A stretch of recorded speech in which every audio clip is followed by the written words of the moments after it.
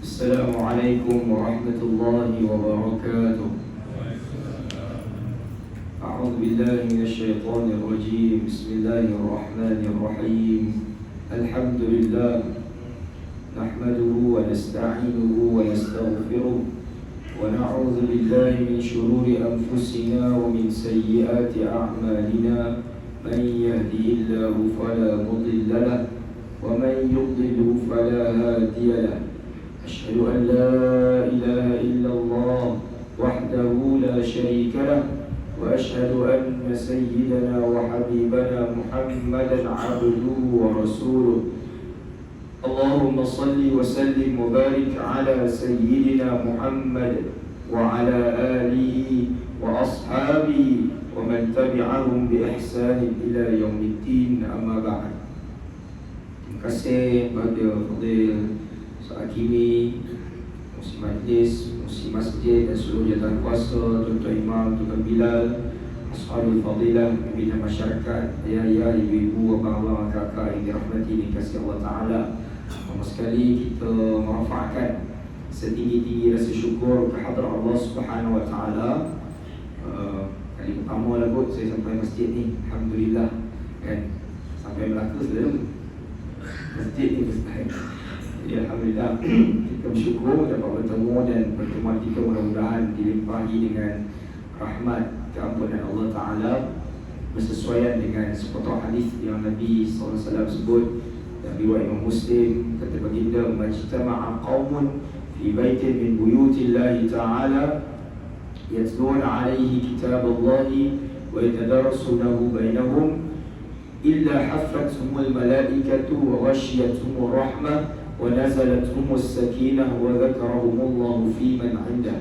Atau kama qala, kata Nabi SAW, majtama'a qaumun, tidaklah berhimpun mana-mana di kalangan umat aku di mana-mana masjid, baitin min buyutillah, di mana-mana rumah Allah, yang mana mereka itu yatluna kitab Allah, membacakan kitab Allah, wa yatadarasunahu bainahum, berbicara tentangnya, illa haffathumul malaikah, malaikat pertemuan itu kata Allah dinaungi oleh sayap pada mereka, wa ghashiyatuhumur rahmah, diliputi dengan rahmat Allah, wa nazalatuhumus sakinah, turun padanya sakinah, ketenangan, wa dzakarahumullahu fi man 'indah, disebutkan nama setiap orang yang hadir di majlis tersebut di sisi Allah Ta'ala nama-nama mereka. Itu tidak dapat di majlis lain ya? Syaratnya mesti majlis ilmu berbicara tentang kalam Allah, dan juga di rumah-rumah Allah nama orang yang hadir itu dicatat, dipersembahkan kepada Allah Subhanahu Wa Ta'ala. Ini antara kelebihan pertemuan liqa yang mana kita lakukan dengan majlis ilmu dan juga di masjid. Mudah-mudahan dilimpahi rahmat dan kasih Allah Ta'ala. Alhamdulillah. Hadirin yang dirahmati dan kasih Allah Subhanahu Wa Ta'ala, Al-Isra' wal Mi'raj, satu kisah yang kebiasaannya satu rutin tahunan di mana-mana masjid, surau, tempat-tempat tertentu, yang menjadikan ini salah satu peristiwa atau tarikh penting untuk mengimbau perjalanan sirah Nabi kita sallallahu alaihi wasallam yang telah berlaku 1400 tahun dahulu. Yang mana peristiwa itu adalah salah satu tunjang keimanan kita kepada Allah Subhanahu Wa Ta'ala. Karena kisah ini dalam Al-Quran jelas Allah lakarkan dalam suratul Isra'.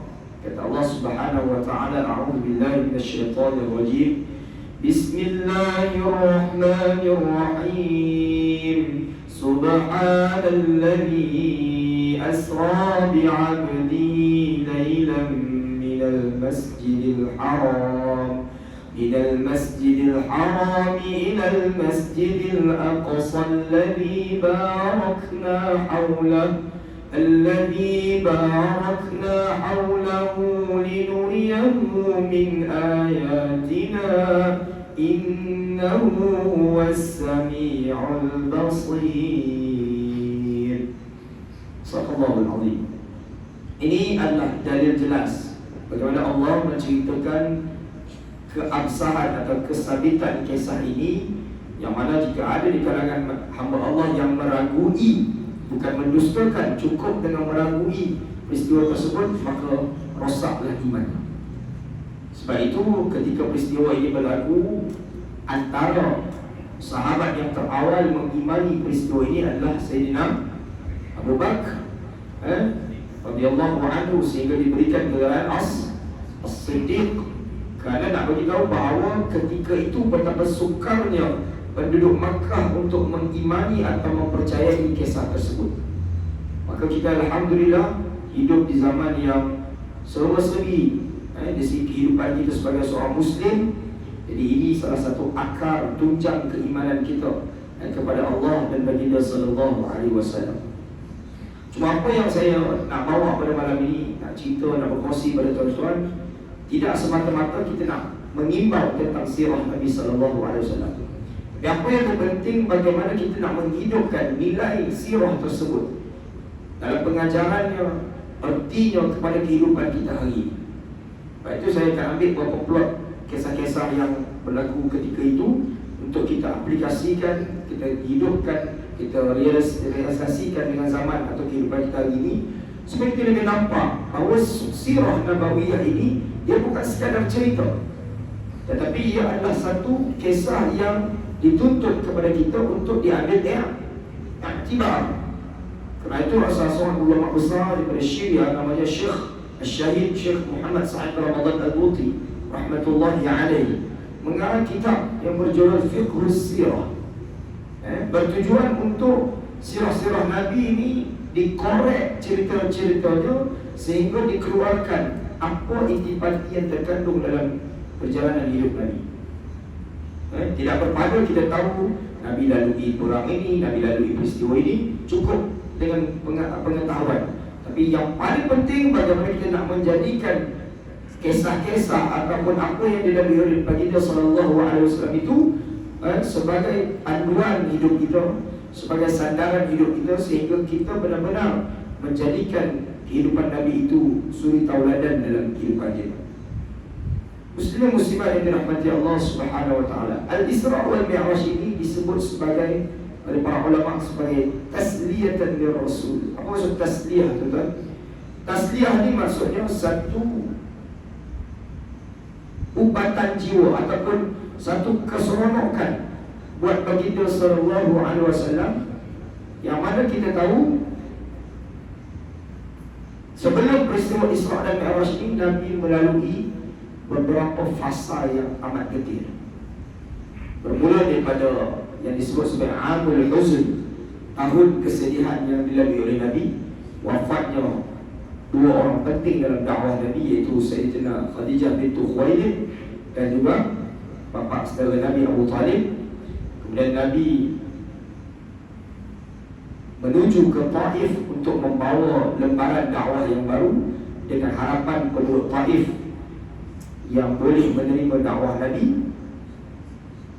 Maka satu persatu peristiwa itu terus menerus menjadikan perjuangan Nabi ini semakin ditekan, sehingga kita tahu Nabi SAW bermunajat kepada Allah Azza wa Jalla dengan sifat keinsanan seorang Rasul. Nabi ini, tuan-tuan, dia kekasih Allah. Betul tak? Kita kalau faham erti kekasih ni special, maknanya ada kedudukan yang teristimewa. Tapi kerana Nabi ni dia seorang insan, manusia, dan tabiatul insan, sifat semula jadi manusia itu tetap ada, sehingga Nabi diuji dengan tekanan perasaan yang agak kuat.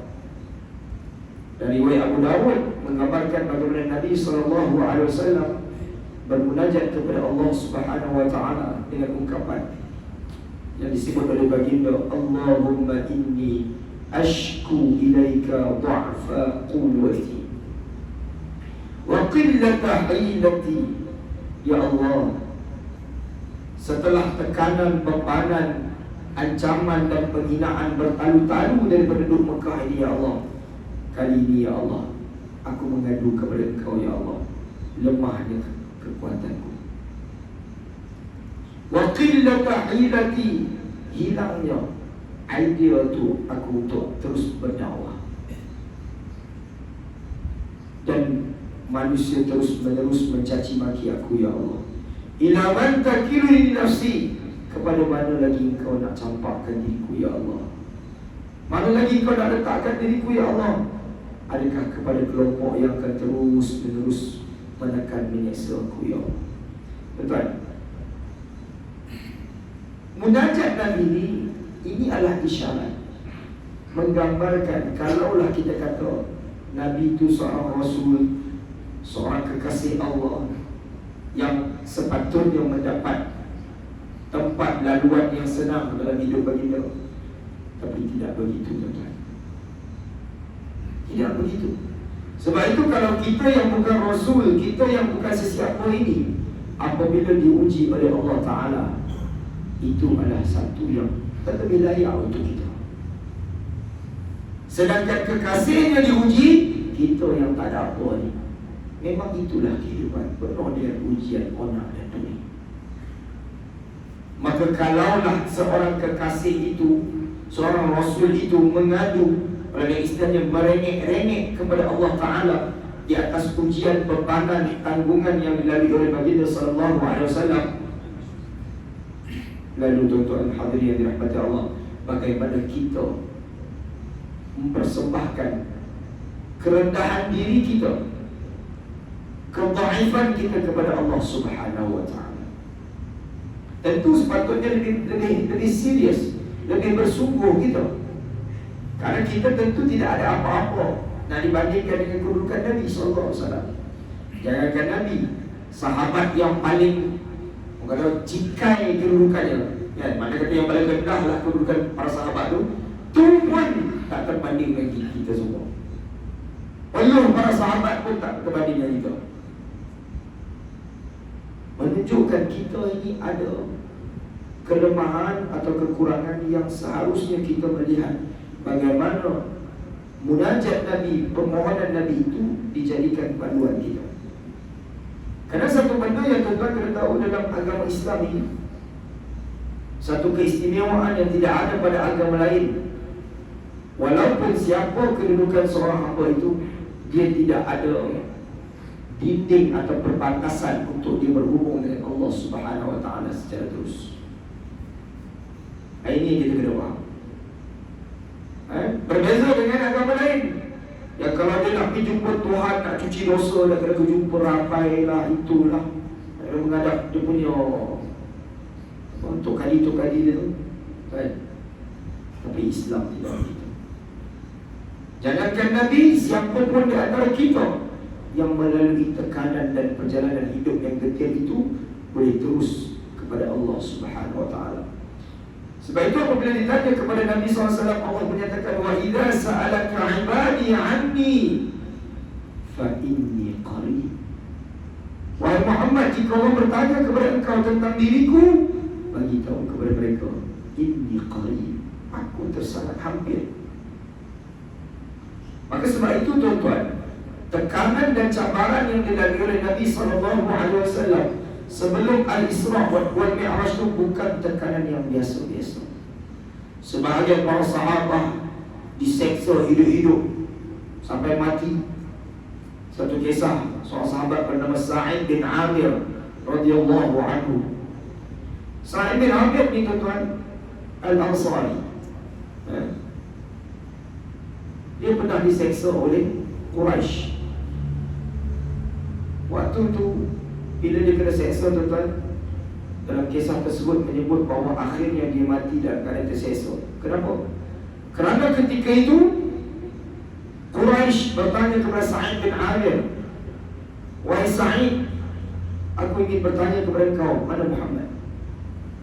Ini tuan-tuan tengok level para sahabat ni. Memang saya sendiri tak terbayang, tuan-tuan.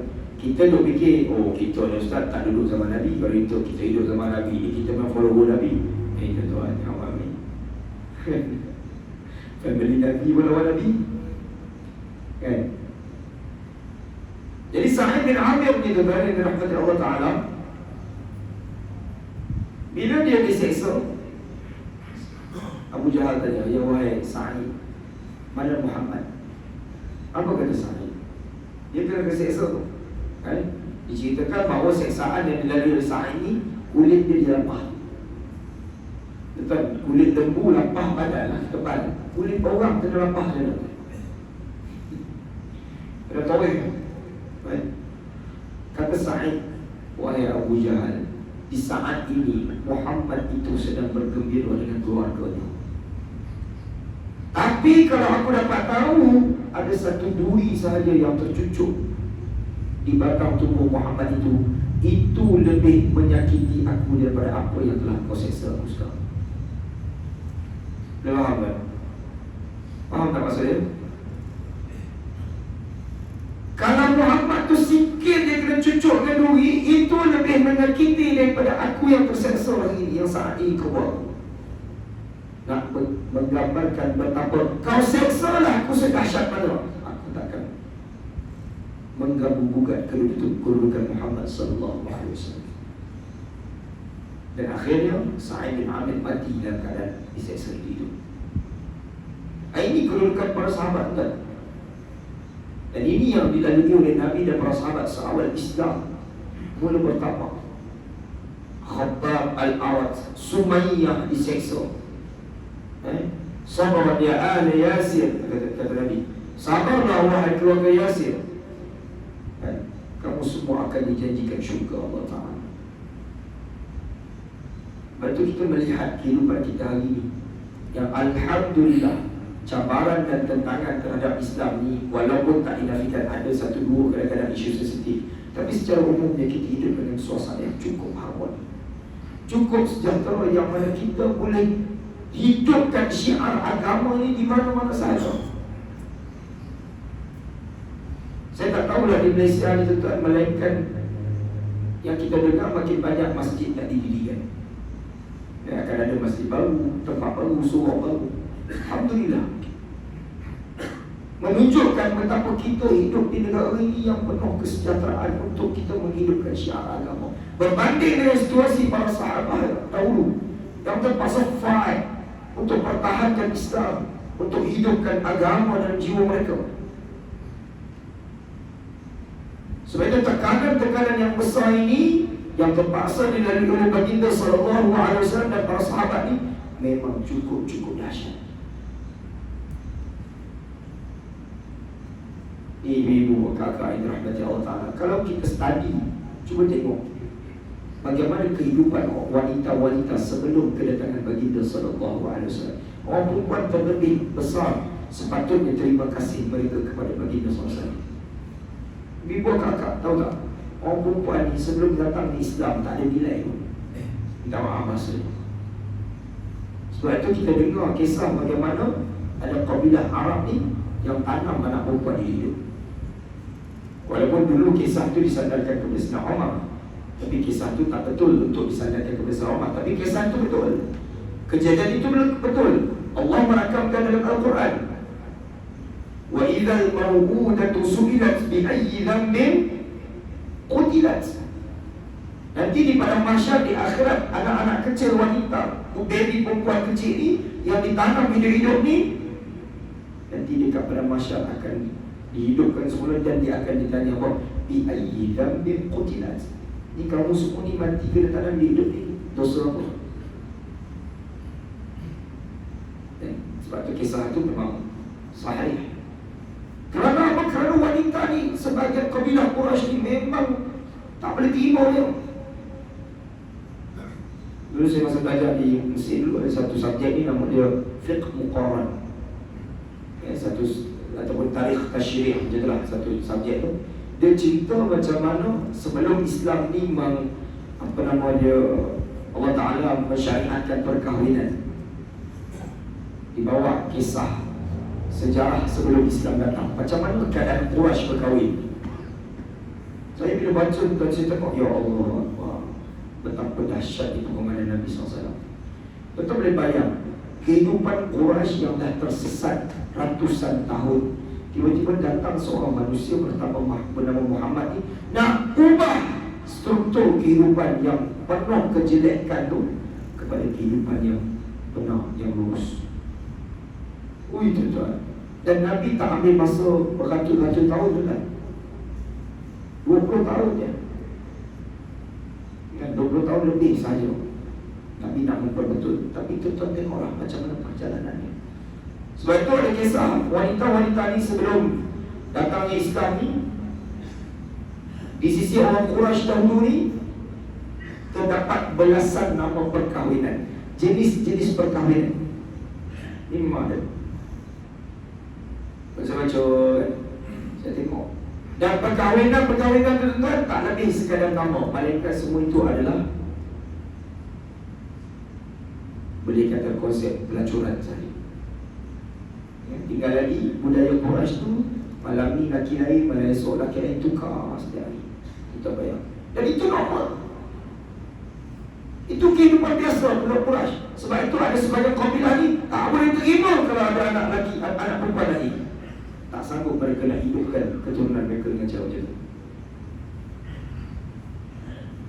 Tiba-tiba datang seorang insan bernama Muhammad, merubah segala kehidupan yang penuh kehinaan itu kepada kehidupan yang penuh kesejahteraan itu. Dan orang perempuan sepatutnya dia punya kecintaan kepada Nabi itu cukup dahsyat. Mengangkat darjat kedudukan insaniyatul mar'ah, kemanusiaan wanita itu. Dan Alhamdulillah kita kat dunia ni, kat Malaysia ke mana, mesti ada Kementerian Wanita lah, apa lah. Kesian kita orang lelaki, tak ada kementerian lelaki. Tapi wanita memang dibela, kedudukan istimewa sebenarnya. Dan insan yang terawal mengagungkan kedudukan wanita Rasulullah sallallahu alaihi wasallam. Tapi duka citanya wala'iyadzubillah, apabila kita melihat di akhir zaman ini, sebahagian wanita-wanita muslimah ini kembali meletakkan diri mereka ke kancah kehinaan. Amat menyedihkan. Dikala Islam meletakkan kemuliaan pada mereka, mereka pula yang menghina diri sendiri. Sedih kan? Saya kesian tengok anak-anak muda. Itu penting saya kata tadi, perjalanan sirah Nabi ni kita nak tengok macam mana realiti dengan zaman hari ini. Tak berpada kita bercerita saja. Hadirin yang dirahmati Allah Subhanahu wa taala. Maka tekanan yang dari Nabi ni, kalau orang ini ada kata saya stres lah, saya depressed lah, rest segala macam ni, cuba timbang, Nabi telah lebih awal melalui saat itu. Saya kata tadi, kalau Nabi kedudukan yang special di sisi Allah, sepatutnya tak lalui keadaan macam tu. Sepatutnya Nabi nak melalui jalan yang mudah. Nabi nak bawa Islam ni, Jibril turun dia, siapa tak dengar cakap dia, Jibril hentak sekali untuk Quraisy, selesai masalah. Tapi tak. Rasulullah terpaksa melalui liku-liku yang amat dahsyat untuk mempertahankan akidah ini yang hari ini kita nikmati, lahir lagi sebagai seorang Muslim. Hadirin yang dirahmati Allah. Sebab itu yang disebut sebagai Al-Isra' wal Mi'raj ini sebagai tasliyatan, satu keseronokan buat Nabi setelah bertubi-tubi serangan ataupun tekanan yang dilalui Nabi SAW, yang mana kita tahu Isra' dan Mi'raj ini tidak pernah dilalui oleh mana-mana Rasul sebelum baginda sallallahu alaihi wasallam. Tak pernah. Tak ada Nabi yang pernah naik sampai Sidratul Muntaha, tak ada. Atau para malaikat tak pernah sampai. Kedudukan yang tertinggi, alam yang tertinggi, menunjukkan Isra' dan Mi'raj yang sangat dahsyat, luar biasa keistimewaan yang Allah anugerahkan kepada baginda sallallahu alaihi wasallam. Hadirin yang dirahmati Allah, kita tahu sebelum Nabi diisrakan, Nabi di antara dibedah dada, dan ada beberapa perbahasan para ulama, kerana Nabi ini beberapa kali juga dibedah dada Nabi. Cuma kata para ulama, menunjukkan bagaimana peristiwa itu mengisyaratkan petunjuk betapa rohani atau hati kita ini amat dituntut untuk disucikan. Hati ini tuan-tuan, sebab itu antara doa yang Nabi SAW ajar kita baca, Allahumma ati nafsi taqwaha wa zakkiha anta khairu man zakkaha anta waliyuha wa maulaha. Ya Allah, bersihkanlah hatiku ya Allah, kerana ya Allah, Engkaulah sebaik-baik yang menyucikan hati. Engkaulah yang memilihnya, Engkaulah yang berkuasa ke atasnya. Sebab itu baginda disucikan hati baginda terlebih dahulu sebelum dibawa oleh Buraq dan akhirnya naik ke Mi'raj, untuk menggambarkan betapa hati kita ni lah punca segala punca dalam segala ruang kehidupan kita. Apabila hati kita ini penuh dengan kekacauan, penuh dengan segala bintik hitam, noda dan dosa ni tuan-tuan, akhirnya menyebabkan keharmonian dalam diri kita sendiri, dalam keluarga, dalam masyarakat jadi kacau bilau. Dan saya nak petik tuan-tuan, apabila kita tahu peristiwa Al-Isra' dan Mi'raj ini, salah satu yang terpenting sudah tentulah berkaitan dengan ibadah yang diambil ketika itu, iaitulah kefarduan salat. Saya tertarik apabila Syekh Al-Fatani rahimahullah ta'ala dalam kitabnya Munyatul Musalli, tak tahu masjid dia ada baca atau tidak, kitab Syekh Al-Fatani dulu, apabila Syekh Al-Fatani membawa satu cara fikir kepada kita semua, bahawa kefarduan salat ni tuan-tuan, ketika Allah berikan kepada Nabi, itu sepatutnya dianggap oleh kita bukan sekadar kewajiban. Ya betul, dia kewajiban, dia adalah satu rukun Islam, tapi kata Syekh Al-Fatani lebih indah, lebih nampak, dihargai solat itu apabila solat itu sebenarnya adalah anugerah Allah kepada ummah Muhammadiyah. Itu adalah satu anugerah, satu hadiah yang Allah berikan kepada kekasihnya Nabi SAW, kepada umat Nabi Muhammad kita semua ni, yang mana kita tahu inilah satu-satunya penghubung yang tidak boleh memutuskan antara kita dengan Allah Subhanahu wa ta'ala.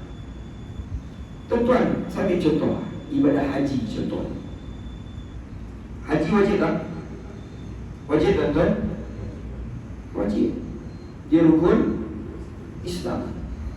Tapi wajibnya haji itu disebut dengan syarat apa? Man istata'a ilaihi sabila. Betul tak? Bagi sesiapa yang mampu. Jadi kalau ada orang sepanjang hidupnya tak mampu nak pergi haji, sama ada dari segi kewangan ataupun harta, dan juga faktor kesihatan umpamanya, adakah dia terputus hubungan dengan Allah? Tak betul kan?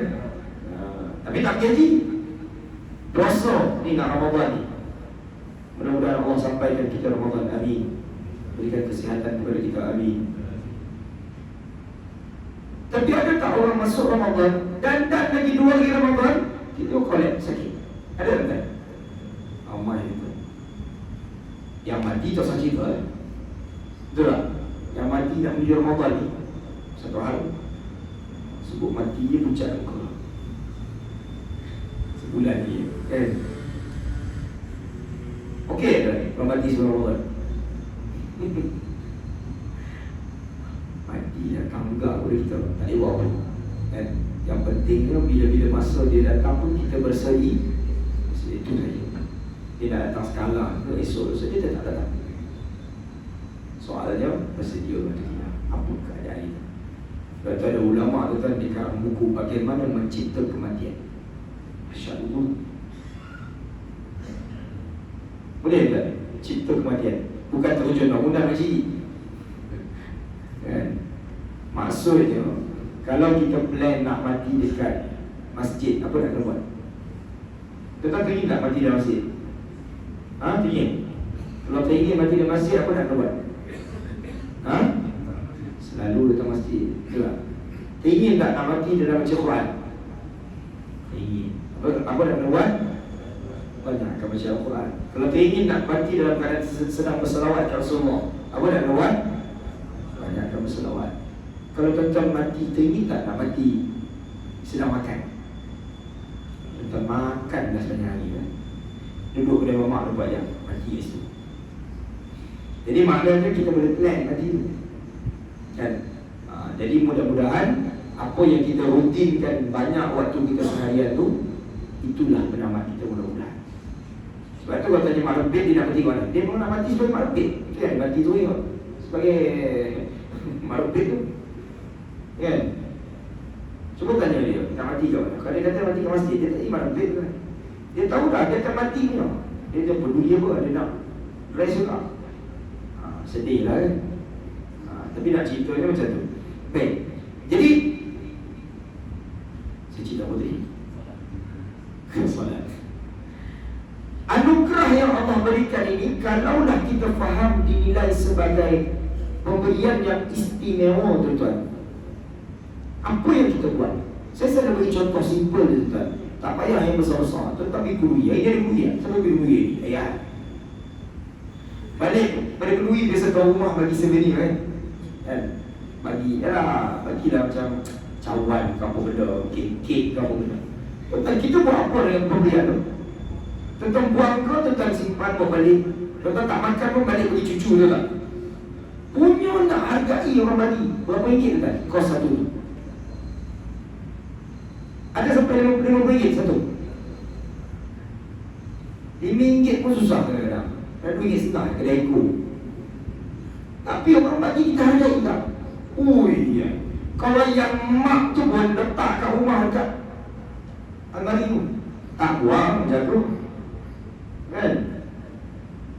Itu pemberian orang kedui yang RM2 lebih je.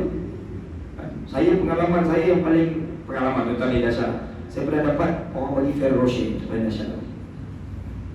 Kedui yang beri Ferrero Rocher, saya level lain kan? Ferrero Rocher tu sebiji RM3 ni dia bagi. Biji, 4 biji, 2 biji lah. Saya fikir datang 1,000 orang ni kan. Itu memang level lain. Tapi tak kata je, pemberian orang tak kata ni pun. Tapi kita hargai, Masya Allah. Tak, kita sewenang-wenang letak rata-rata. Kalau makanan kita jaga, bunga telur itu, kalau nak makan dah pun kita simpan elok tu. Mana kata tak kita buang. Itu pemberian orang tu, yang tak ada apa sangat lah. Tetapi bagaimana Allah menganugerahkan pemberian yang tidak ternilai, tuan-tuan. Sebab itu dalam sebuah hadis disebutkan, tidaklah lebih besar nilai atau nikmat pada seorang itu yang apabila dia rezekikan dapat hidup di atas muka bumi ini, yang mana Allah izinkan untuk dia dapat solat walaupun 2 rakaat.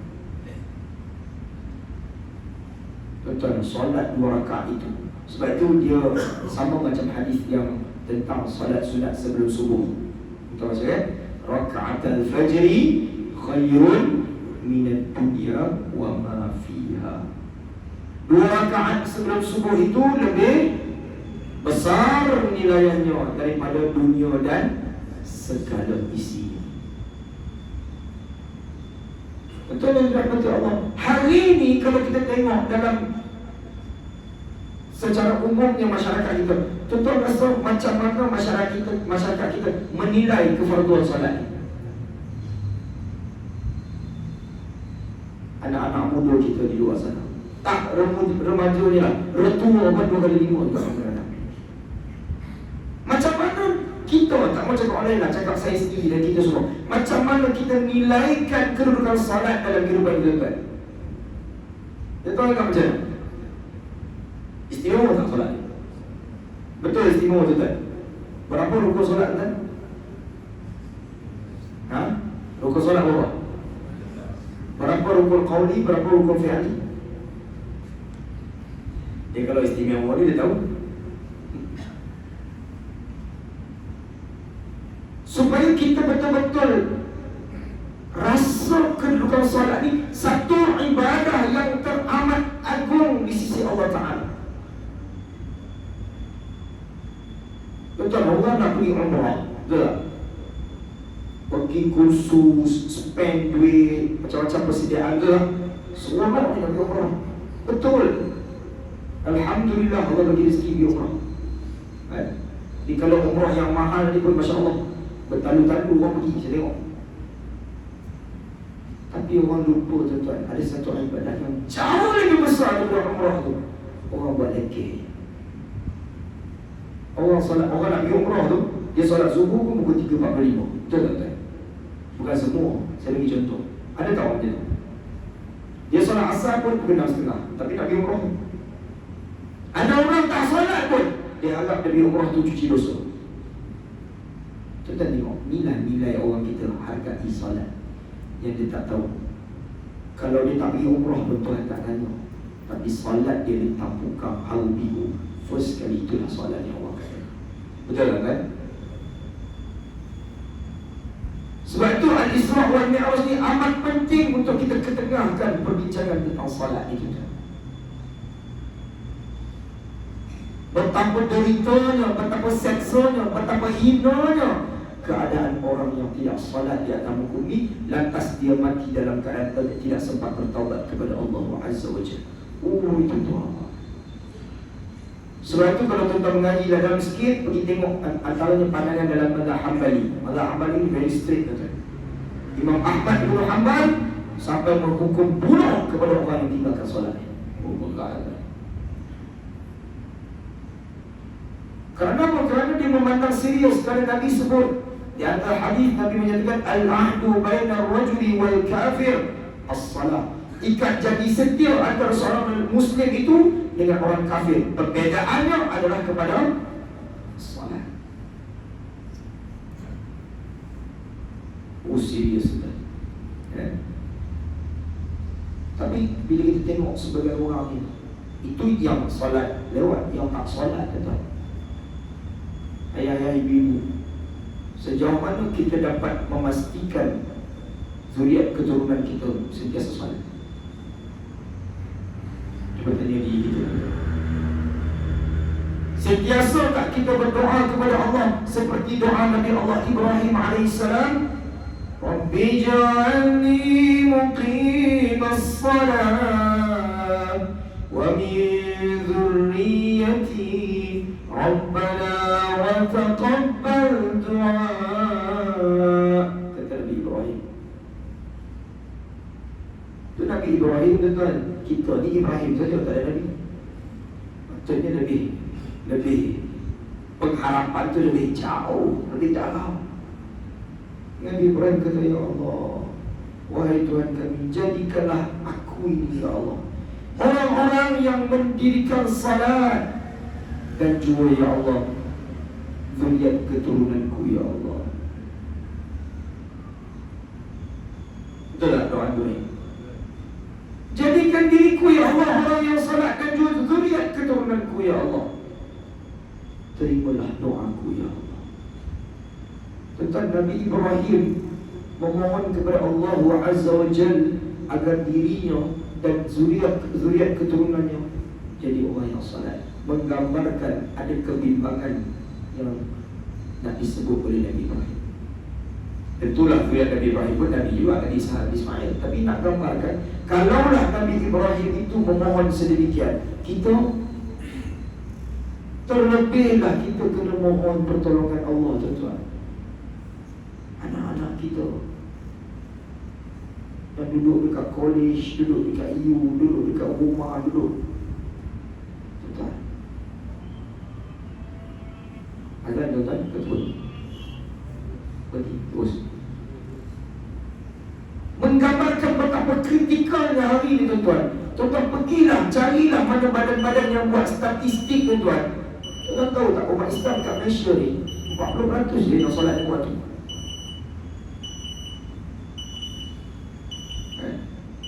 Saya dulu dah terlibat dengan beberapa NGO. Memang kita pergi buat bancian ke sekolah-sekolah, tanya student-student macam mana mak ayah kat rumah.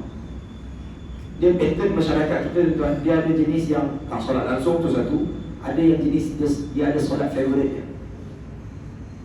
Mana kata seharian tu dia ada solat yang dia nak, yang dia seronok buat. Ada sebagian solat dia tak buat.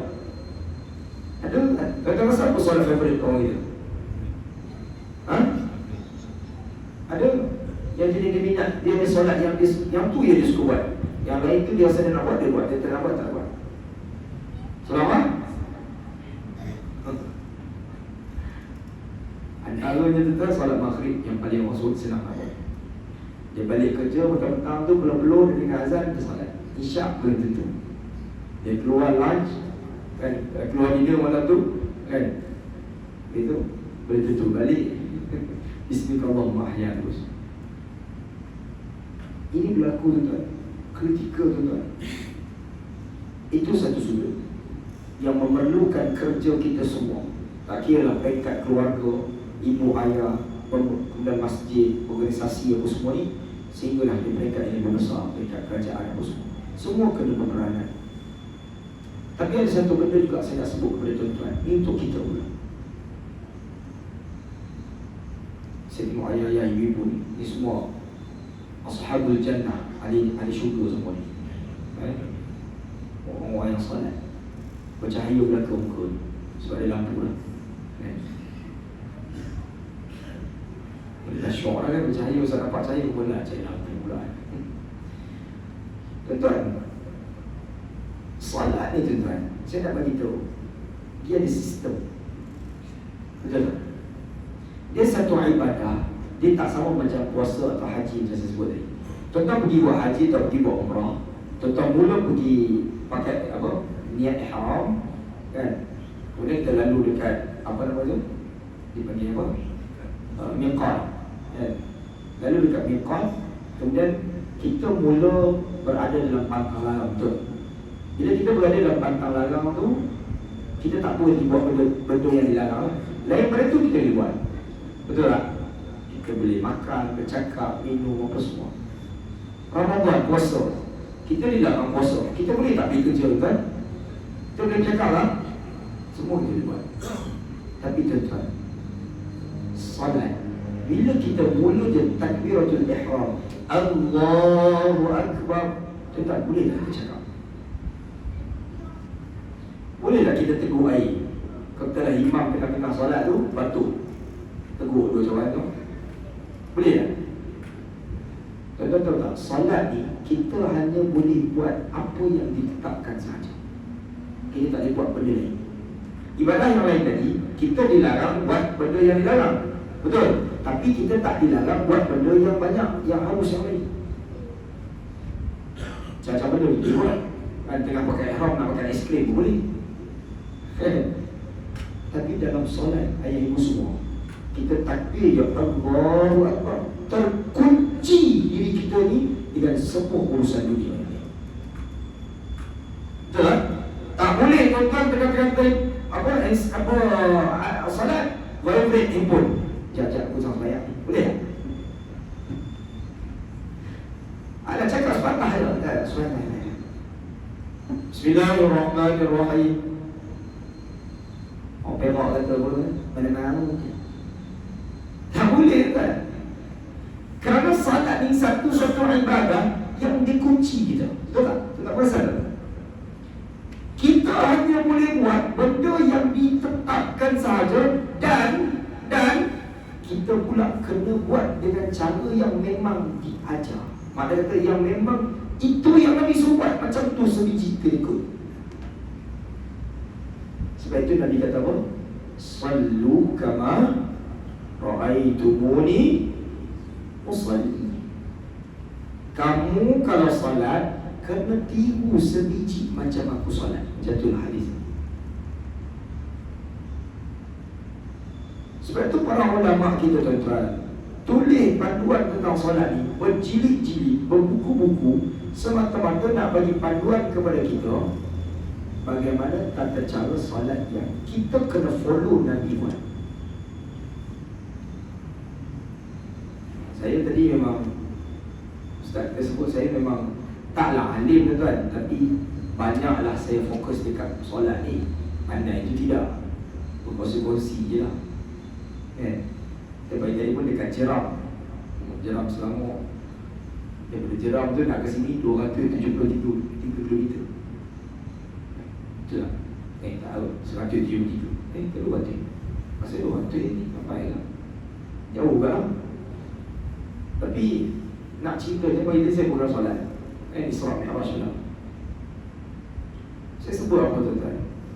Ini keadaan-keadaan sebahagian orang kawan-kawan kita dalam Islam. Kita tahu solat ni ada sistem. Dia kena buat proper kan. Saya nak tengok ada tak khot? Ada khot, tulisan khot masjid ni. Tu yang belakang tu. Kita pernah tengok waktu dia khot. Pernah tengok, sama ada tengok waktu dia khot. Cara dia tulis proper kan. Ui tuan. Seni tu. Art tu kan. Dia nak buat satu-satu. Tuan, solat lebih proper daripada tu kan. Solat ni dia tak boleh santai.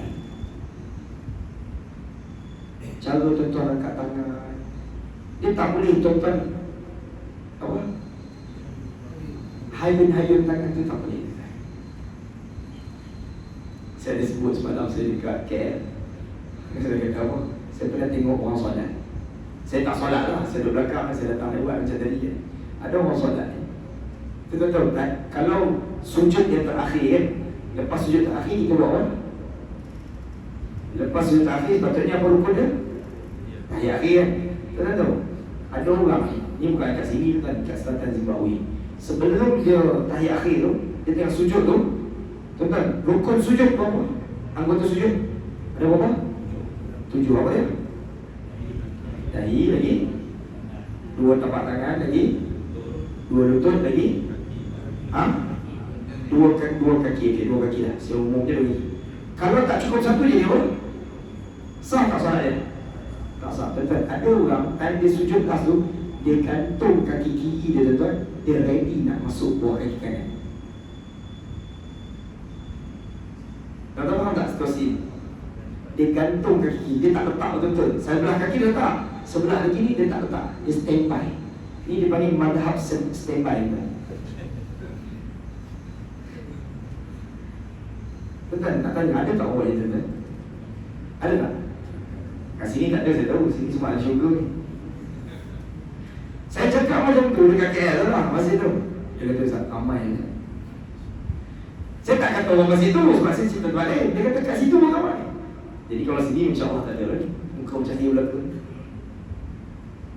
Tuan-tuan, itulah sebahagian senario tuan. Banyak lagi saya nak cerita. Dan saya nak sebut benda-benda ni, benda yang core, bukan benda yang setakat tuan-tuan sunat-sunat buat tak buat tu, okey lah, tak apalah tu. Ini yang memang kalau tak buat, confirm solat tu rejectednya. Satu, ada orang solat tuan-tuan, Allahu Akbar, Bismillahirrahmanirrahim, Alhamdulillahirrahmanirrahim, Ar-Rahmanirrahim, Maliki yaumiddin, Iyyaka na'budu wa iyyaka nasta'in. Ada tak orang solat macam ni tuan-tuan? Ada tak? Memang sini tak ada tuan-tuan, memang sini solat semua elok belaka. Dahsyat. Ini imam kena panggil saya setiap bulan ni. Ada tuan-tuan? Sini tak ada lah. Ada? Ada je? Tuan-tuan dia bocor rahsia, saya tak ingat. Tuan-tuan tahu tak apa jadi kalau tuan-tuan baca Fatihah macam tu? Bismillahirrahmanirrahim, Alhamdulillahirrahmanirrahim, Ar-Rahmanirrahim, Maliki yaumiddin. Ada kan? Ada orang solat macam tu kan? Walaupun bukan kat sini lah. Tapi kalau ada orang solat macam tu, tuan-tuan, apa jadi kat solatnya?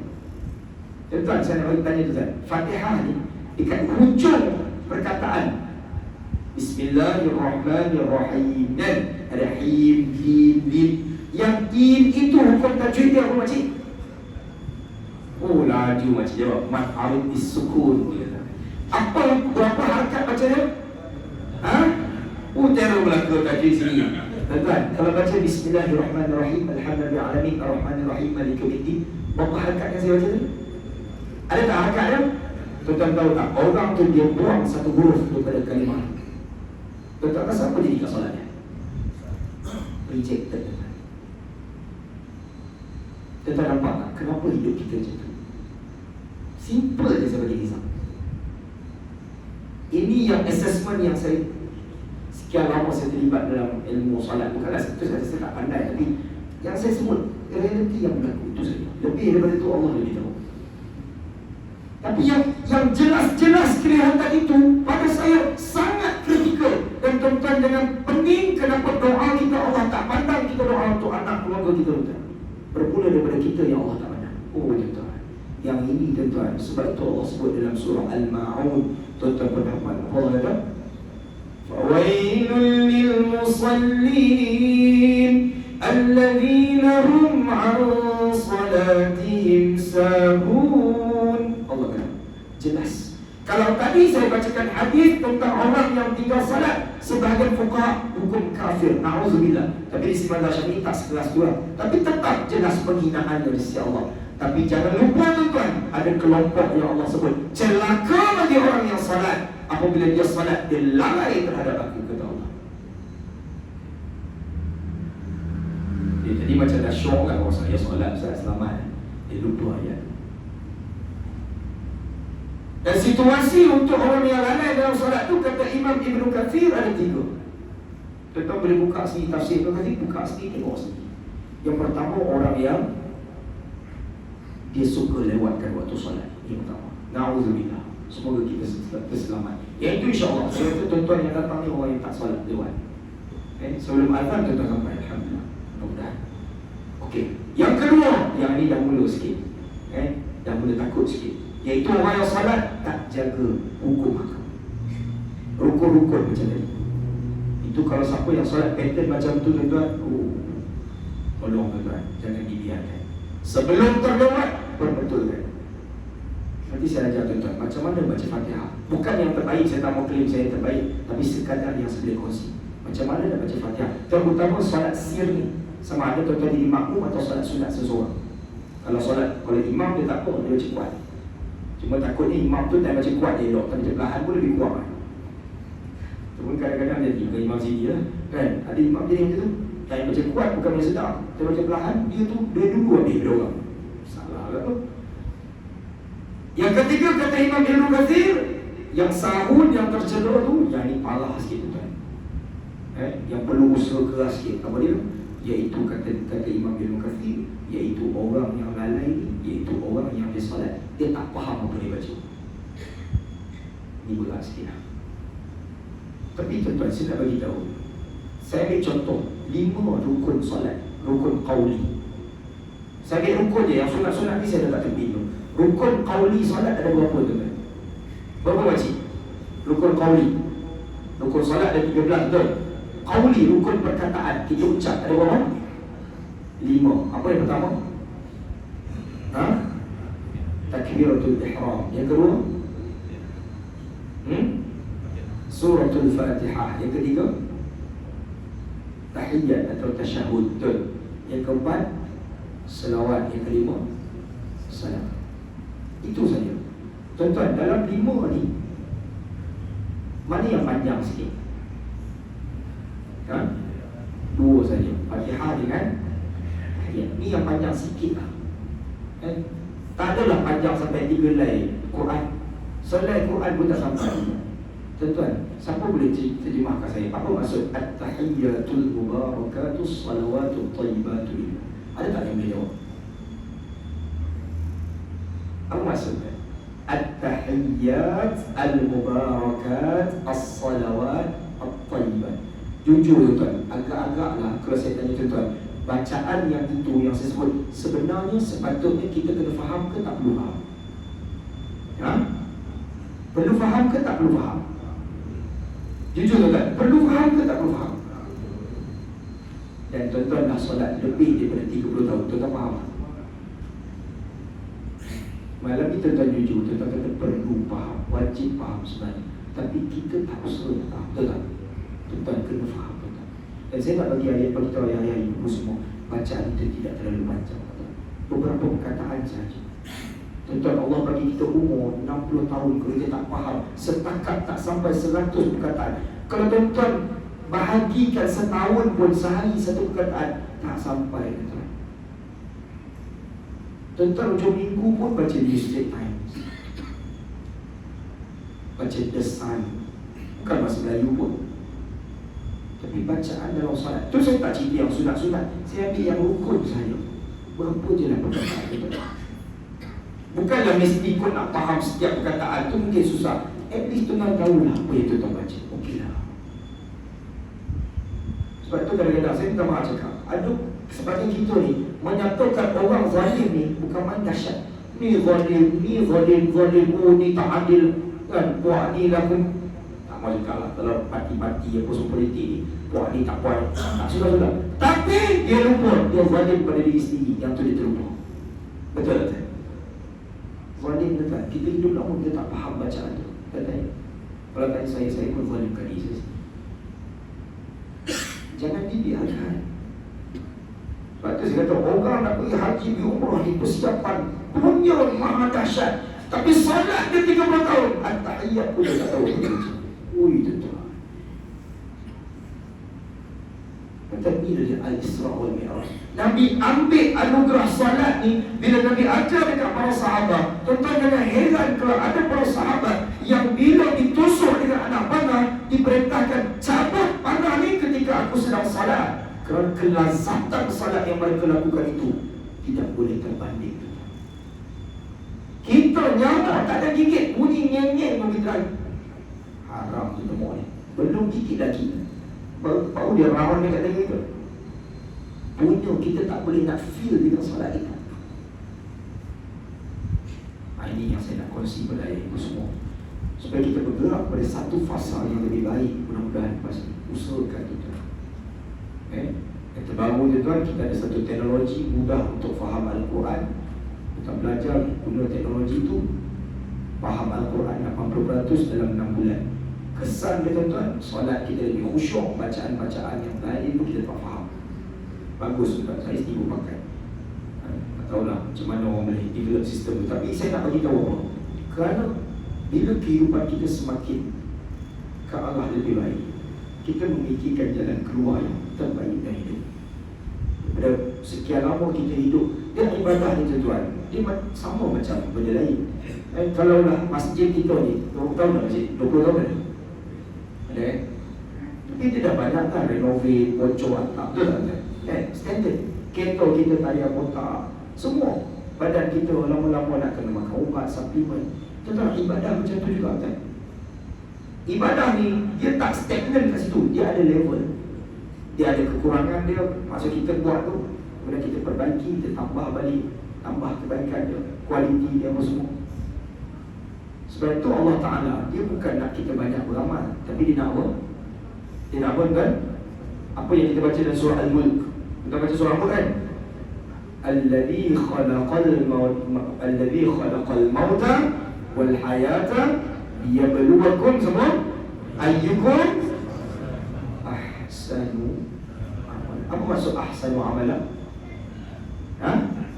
Sebaik-baik amalan.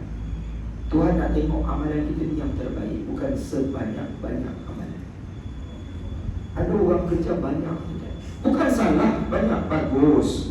Tapi sebelum banyak kena elok dulu, baru pergi banyak. Kalau banyak tak elok tuan, masalah. Sebab Allah tak nak banyak tu, Allah nak baik dulu. Bila baik, yang baik tu jadi banyak. Sebab ganjaran dia berlipat kali ganda. Tapi tuan-tuan buat banyak, tapi lompong situ, lompong sini. Ini masalah kita lagi. Hadirin yang dirahmati Allah Subhanahu Wa Taala. Sebab itu saya mengajak diri saya dan kita semua, ayah ibu semua, untuk kita mengambil peristiwa Isra dan Mi'raj ini sebagai satu asas tangga untuk kita bersama-sama pergi kepada satu fasa kehidupan yang lebih baik. Ibadah yang tuan-tuan buat ni, alhamdulillah, tetapi kita nak usaha lebih baik. Penghayatan salat, penghayatan Al-Quran, itu kena perlu diusahakan lagi. Ini Ramadan lebih kurang sebulan lagi tuan-tuan, kita dah kena lebih. Tak boleh sama Ramadan tahun lepas dengan tahun ini tuan-tuan. Tak boleh sama tuan-tuan. Kualiti ibadah Ramadan kita tahun ini tak boleh sama dengan tahun lepas tuan-tuan. Sebab itu bila saya kempen orang guna teknologi faham Quran, at least 100 kalimah kita faham menjelang Ramadan ni. Tuan-tuan dengar imam apa ustaz baca salat tu, tahu jugalah, kita reti jugalah apa yang imam tu baca. Ni imam baca ayat dahsyat-dahsyat, ayat neraka lah, ayat itu. Otak kita fikir, lepas ni moreh ni kali ke ni hilang. La ilaha illallah. Moreh juga lagi fikir. Kan? Mandi imam dahsyat-dahsyat pun tak boleh, kita nak engage. Kita boleh engage tu ni, ikat jiwa kita dengan bacaan salat. Jadi itu kekontangan yang saya sebut. Sebelum ini saya share dengan Profesor Dr. Muhayyad. Kenal tak Dr. Muhayyad? Pakar mata. Saya kongsi dengan dia.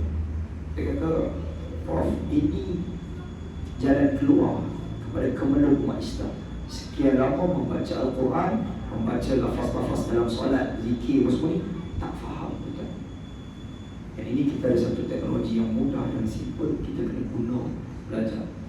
Kita belanjakan kos RM300, kita guna teknologi ni, Masya Allah, seumur hidup.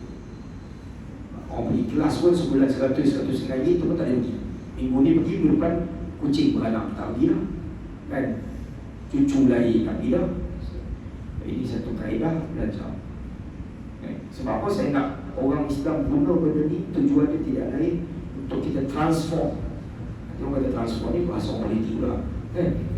Maknanya pergi kepada satu keadaan lebih baik. Kita baca Al-Quran, kita rasa kedekatan dia. Baca bacaan dalam salat macam saya sebut tadi. Kita baca At-Tahiyyatul Mubarakatuh, apa semua ni. Baca wajjahtu wajhiya lilladzi fatara as-sama. Ni tuan-tuan, Al-Ladhi pun orang kita tak faham maksud. Al-Ladhi maksud apa kan? Al-Ladhi. Al-Ladhi itu beribu kali dalam Quran. Al-Ladhi itu beribu kali dalam Quran. Qul qul. Katakanlah a'udzu. Awal a'udzu, aku berlindung. So maknanya itu baru surah yang hadiah kita baca tu pun kita tak faham. Tu beribu kali kita baca kan. Yasin bulan Jumaat tu, luruh dah gigi tu, tak faham tak? Punya lama dah kita baca. Daripada mata terang sampai dah pakai spek 3 inci spek, tak faham gitu. Jangan ceritalah surah Taha, surah As-Sajdah semua ni. So diri kita macam tu lah. Bila kita bercakap tentang agama ni, kalau untuk diri saya berazam untuk setiap hari kita lebih baik daripada hari yang semalam.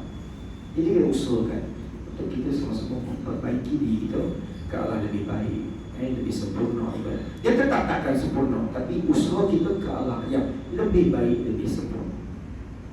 Bermula dari salat yang baik, doa munajat kita mudah-mudahan didengar oleh Allah Subhanahu Wa Taala dan akan merubah keadaan kita, keluarga kita, masyarakat kita lebih baik insya-Allah. Betul yang dirahmati Allah Subhanahu Wa Taala. Saya tadi permit imam bagi sampai pukul 9 ni, boleh terlebih lah. Ada umur, ada rezeki, kita jumpa lagi tu kan. Saya memang tak boleh ceramah dalam umur ni saya risau pasal meja makan banyak kat luar tadi kan. Makruh lama-lama ceramah. Jadi mudah-mudahan Allah Ta'ala merahmati kita semua, memelihara kita, memandu diri kita, keluarga, masyarakat kita, jiran tetangga apa semua ni ke arah jalan yang lebih baik, memimpin kita ke jalan lebih sejahtera, dan kita dianugerahkan kejayaan dunia dan akhirat mudah-mudahan. Jadi setelah itu dulu malam ini tuan-tuan, mohon maaf banyak-banyak sekali lagi, membaik daripada Allah Ta'ala, dan banyak kelemahan di saya sendiri. Jumpa lagi insyaAllah. Aku qawli hadha wa astaghfirullahal azim li wa lakum. Wassalamualaikum warahmatullahi wabarakatuh.